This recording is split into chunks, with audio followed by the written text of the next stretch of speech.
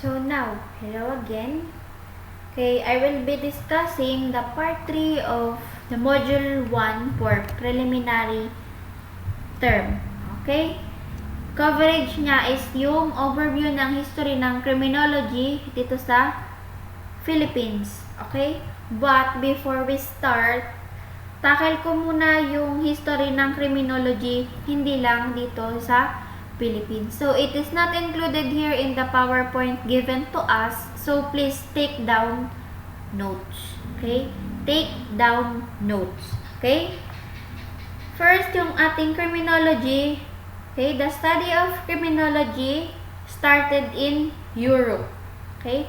So, itong si criminology sa Europe siya nagsimula nung yung founder ng positive school of thought na si Dr. Lombroso advocated the theory that crime can be attributed to a hereditary predisposition. So, dito yung pinaglalaban ni Dr.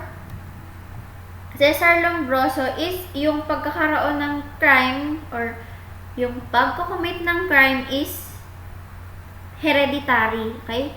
Ibig sabihin, namamana. Okay? Okay, pakitandaan ulit. Ito ay additional lang dito sa ating PowerPoint. The study of criminology originated in Europe. Okay? Originated in Europe. Okay?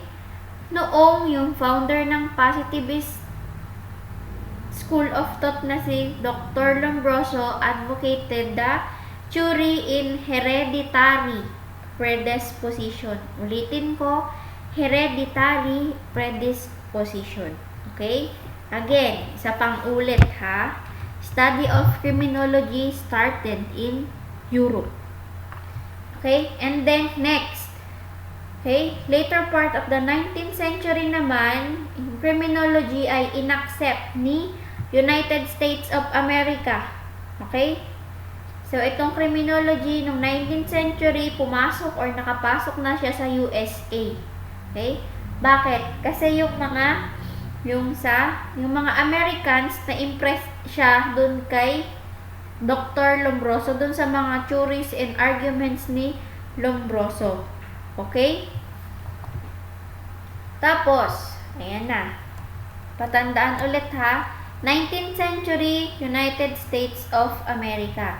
Bakit? Kasi yung mga Americans ay na-impress dun sa mga arguments and theories ni Dr. Lombroso. Okay? So, dito na tayo. Balik tayo sa ating mahal na bansa, the Philippines. So, paano nag-originate itong si criminology or paano naipasok itong si criminology dito sa ating bansa? Okay? Bakit may course na criminology ngayon sa TMCC? Okay? Una, yung first school of criminology was established and founded by Manila Major Police Eliseo Bibar, Pedro Solis, and Felix Bautista Angelo. Okay? Ano tong school na to? Itong school na to is the Plaridel Educational Institution or now is called PCCR. PCCR stands for Philippine College of Criminology. Okay? Ito yung pinakaunang school na nagtayo or nag-open ng criminology dito sa Pilipinas. Again, Plaridel Educational Institution, now the PCCR or the Philippine College of Criminology. Who founded them? Okay? 1. Eliseo Bibar, Dr. Pedro Solis, and Felix Bautista Angelo. Kailan? 1950 sa Santa Cruz, Manila. Okay? Ito si PCCR, located siya sa Manila. Okay? Sa part ng Quiapo. Okay? Santa Cruz, Manila. Next.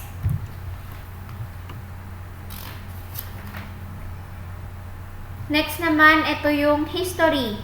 Ito yung history ng board examiners for criminology. So, kasi yung criminology course, it is consisted of board exam. So, paano ba ito na-create? Na-create siya because of the Republic Act 6506, also known as an act creating the Board of Examiners for Criminologists in the Philippines and for other purposes. Okay, so, ito yung batas na nagpapatupad na kailangan ang criminology para maging isang criminologist, kailangan mapasa yung board exam. Okay? The board exam was created when?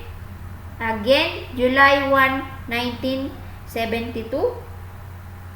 Okay, kailan yung first board exam? 1987. Again, first board exam is nung 1987. Okay, sino yung mga tao behind this 1987 board exam? Sixto De Leon, Virgilio Andres, and Jaime Navarro. So, itong tatlong to, pakitandaan ninyo, sila yung unang members na nag-create ng pinakaunang board exam sa Pilipinas. On that same year, the syllabi of subjects in the licensure exam for criminologists was promulgated. Okay, same this year, 1972, nagbaba din si RA 6506 ng subjects na related to crime. So, ito yung mga subjects na itinitake ninyo, yung mga major subjects. Okay? Kasi yung mga major subjects natin, those are the subjects that are subjected dun sa board exam. Sila yung mga board exam, sila yung mga subject na papasok or magiging question dun sa board exam nyo. Kaya, kailangan yung mga major subjects ninyo, seryosohin ninyo. Okay? Next. So, ito yung coverage ng exam. Okay? Coverage ng exam ng criminology licensure exam. So, we have 6 areas.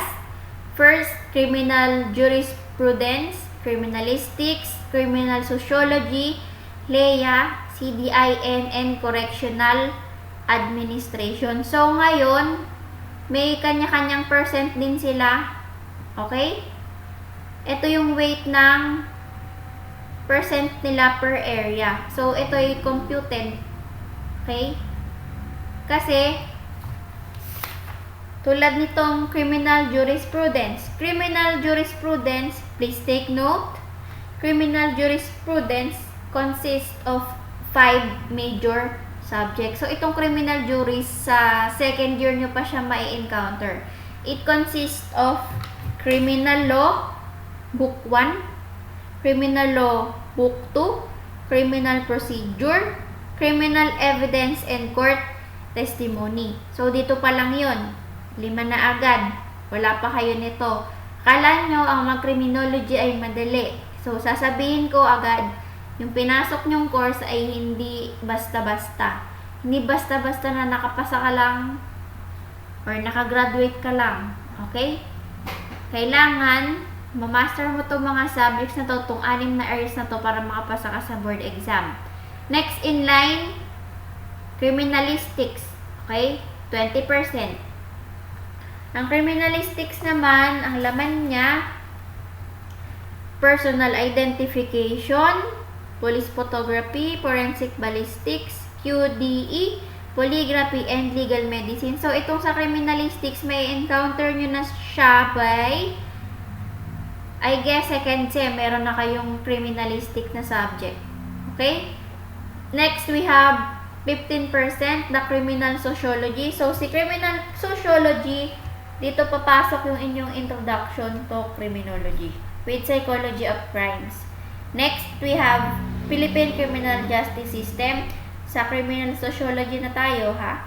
Police ethics and values, juvenile delinquency, and human behavior and crisis management. Okay? Itong si Introduction to Criminology in Psychology of Crimes, dito siya. Criminal Sociology. Next in line, we have LEA or the Law Enforcement administration. Meron siyang 7 subject. Namely, police organization, industrial security, police patrol, police intelligence, police personnel, and comparative police system. Next naman is the CDIN, crime prevention, detection, and investigation, which consists of 15% of the average nung sa board exam. Meron ulit siyang 7 subjects. Okay? Criminal investigation, traffic operation, special crime investigation, organized crime investigation, drug education and vice control, and fire technology and arson investigation. Okay? Daming subject, no? But, mind you guys, since kayo ay under ng K-12 curriculum, madaming subjects at madaming new subjects ang nadagdag sa syllabus natin. Kumbaga, yung mga binabanggit ko ditong subject, hindi na lang sila yung subjects na kailangan yung i-take for your major here in criminology. Okay? Tapos, itong si correctional administration, 2 lang siya. Tapos, 10%. Itong sa correctional administration, malaki yung hatak niyan sa kabuuan ng percent ng iba. Kasi since 10% lang yan, and then dadalawang subject lang, mas mahirap ito to the rest of the areas. Pinakamahirap to kasi pag bumagsak ka dito sa area na to, possibly na mahatak niya yung ibang area, bababa yung iyong percentage. Okay? Example din, halimbawa, naka-perfect scores ka dito sa 2 area ng correctional, and then may isa ang bagsak. Itong si correctional administration, hihigitin niya yung area na bagsak ka. Kumbaga, kayang saluhin itong 10% na ito yung nakulangan mo sa ibang areas. Okay, kasi nga yung 10% na yan, dadalawang subject lang, malaki yung hatak niya sa kabuuang percentage. Okay? Okay? Next. Okay, saan daw nagsimula ang criminology? Again, it is first offered in Plaridel College, known as the PCCR or Philippine College of Criminology. So, naulit lang, no? Saan? Santa Cruz, Manila. Okay? Okay, ayan. Hindi ko na ito i-discuss. Again, RA 6506. Okay? Ito yung ating Republic Act for Board Exam ng Criminology. Okay? Next, ito yung pinakabagong Republic Act. Ito yung pasok na dito yung K-12 curriculum. Ito yung bagong set ng board exam for criminology. Okay? Act regulating practice of criminology profession in the Philippines and appropriating funds therefore, repealing for the purpose Republic Act 6506, otherwise known as an act creating board examiners for criminologists in the Philippines. Okay? So, itong si 11131, nirepeal niya si 6506. Kumbaga, pinalawig niya yung sakop ng batas or yung coverage ng criminology licensure exam. Okay? Okay. Now, sino ba itong si Teodulo Natividad? So, siya yung unang naging teacher ng criminology, si Teodulo Natividad. Okay?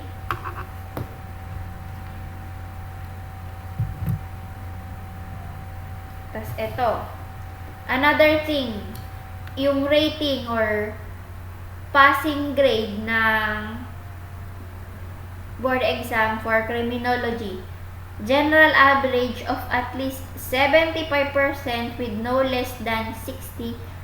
So, kailangan maka 75% pataas ka para makapasa ka sa criminology. So, being a criminology student, nakaka-pressure kasi ang taas. Okay? Ang taas ng percentage natin sa pagtitake ng board exam. And, mind you guys, ang criminology board exam pala is consisted of 6 areas. Yung 6 areas na yun, madidivide yan, magsasama-sama yung tigda 2 areas, and then, magiging 3 days mo siya iti-take. Okay? Ulit. Yung 6 na areas yon will be divided into 3 days. So, ibig sabihin, magbo-board exam kayo within 3 days, tig to 2 areas per day, and then, per area, 100 items. So, now, balik tayo nga dito. Kada area, 100 items lang. So, sa dami-dami ng pinag-aralan ninyo ng buong college, first year to 4th year, lahat ng major subjects, tig i-100 lang ang items dito. Okay? Tigwa 100 items lang. Then, first day, second day, and then third day. 3 araw kayo magbo-board exam for 600 item quiz or 600 item exam. Okay? Yun yung kaya nyo yun. Naniniwala ako na yung next generation ng criminology students will pass the board exam. Especially nga today that you are based on K-12 curriculum, ganyong curriculum. So, kayang-kaya nyo yan. You are molded with K-12 curriculum. So, yung kayang-kaya nyong maki-adjust doon sa mga pagbabago sa criminology. Okay? So, ayan.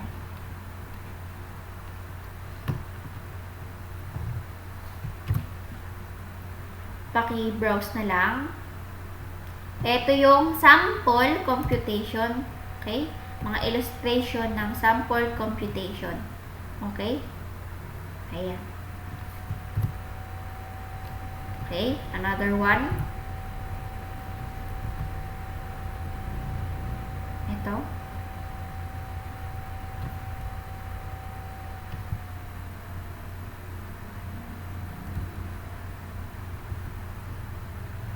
Okay?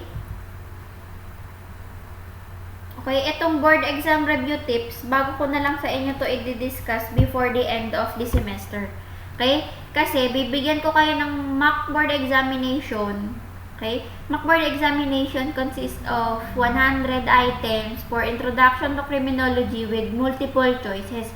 So, dun ko kayo tuturuan kung paano ba magsagot or ano yung mga tips kung paano magsagot or paano makapag-eliminate ng answers. Okay, paano mo makukuha yung tamang sagot kung halimbawa hindi mo alam yung tamang sagot or halimbawa yung choices mo is same with each other. Paano mo siya i-eliminate or paano mo siya mapipili. Okay?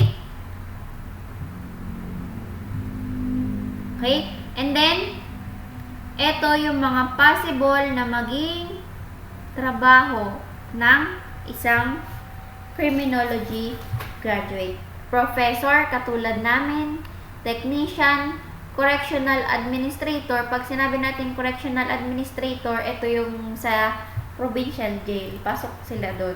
Okay? Counselor, expert, advisor, and a researcher. Okay? Pag naman criminologist, pag sinabi natin criminologist, they are the person that passed the criminology board exam. Okay? Once na napasa nyo na yung board exam ng criminologist, automatically, ang tawag sa inyo is registered criminologist. So, ito yung mga trabaho na pwedeng pasukan ng criminologist. Okay? Itong mga to, possibly hindi nyo pa sila mga kilala kasi ngayon nyo lang sila na-encounter, but as time goes by dito sa criminology, mai-encounter nyo na sila or malalaman nyo na kung ano yung mga trabaho nila. Basta lagi niyong tatandaan na ang pagiging criminology and criminologist, hindi lang yan nakafocus. Okay? Hindi lang yan nakapokus sa pagiging police. Okay? Kasi ang mindset ng tao, graduate ka ng criminology, ba't hindi ka nagpulis? Okay? Hindi nila alam na napakadaming opportunity of being a criminologist. Okay? Ito sila. Madami kang field. Pwede kang mag-investigator. Pwede kang pumasok sa security industry. Okay? Pwede kang pumasok sa jail. Okay? Pwede kang sa ballistician. Pag sinabi natin ballistician, ito yung pag-examine ka ng barrel, ng bala. Ito namang QD, ito yung pagpepeke ng mga documents, bouncing check. Itong correctional officer sa kulungan, okay? Law enforcement photographer, ito yung sa PNP, okay? Pag photographer, ito yung isa sa mga specialization when it comes to PNP. Ito namang lie detection examiner, pasok siya for NBI or National Bureau of Investigation. Okay? Probation officer, sa kulungan din to, sa mga jail natin. Ayan, itong security officer, security guards. Okay? Security officer is higher to security guard. Bale, sa security officer supervises the security guards. Okay? Investigator and technicians. Okay? Pag sinabi nating police lab technicians, ito yung mga technicians na pwede sila involved. Halimbawa, kapag mag-autopsy, okay? Kapag halimbawa, may nasirang equipment, kailangan mong gawin, or kasi yung mga equipment natin for criminology ay hindi rin basta-basta. Okay? Eto pa. Privileges ng isang criminologist, pwede kang mag-lateral entry sa PNP. Pag sinabi natin lateral entry, pwede kang mag-exam. Halimbawa, criminologist ka. Okay? Pwede kang mag-exam. Okay? Mag-e-exam ka para yung rango mo is tumaas. Okay? Pwede yun kapag ikaw ay criminologist. Okay? Criminologists are also exempted sa NAPOLCOM exam. Once na ikaw ay third passer ng crime, automatically hindi mo na kailangang magbayad at mag-take ng NAPOLCOM. Okay?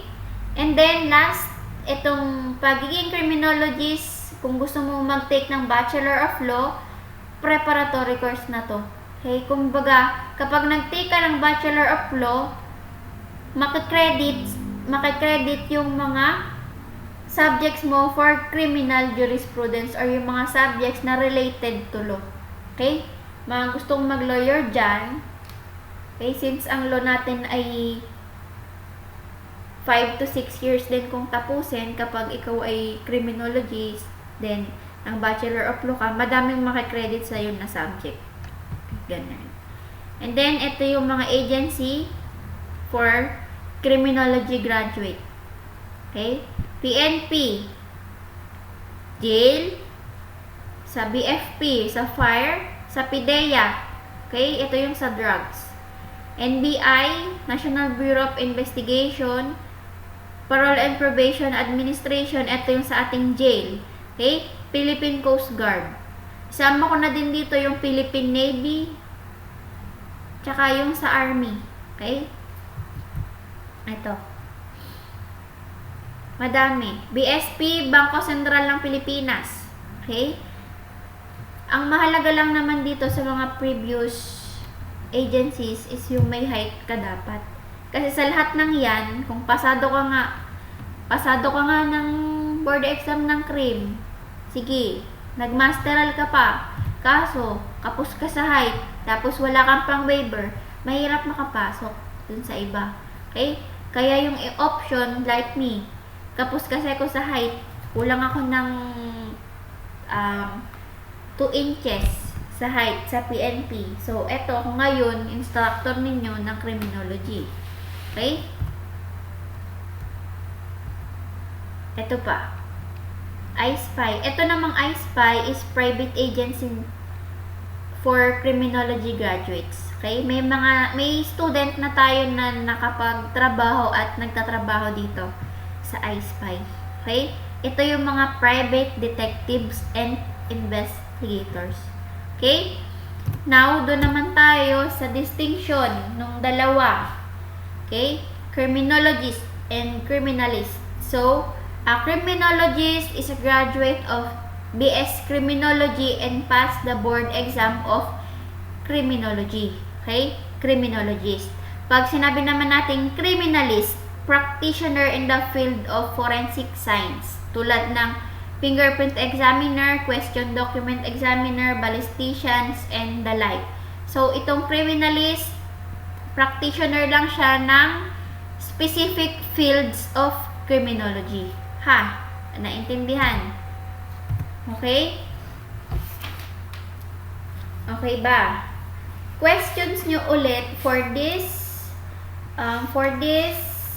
video presentation, pwede nyo namang itanong sa akin sa ating online conference. Kasi guys, online conference, hindi ako nag-online conference weekly.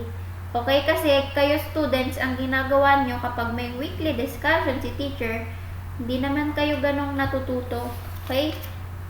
Mas okay sa akin yung ganitong strategy. Okay? So, here are the references again for this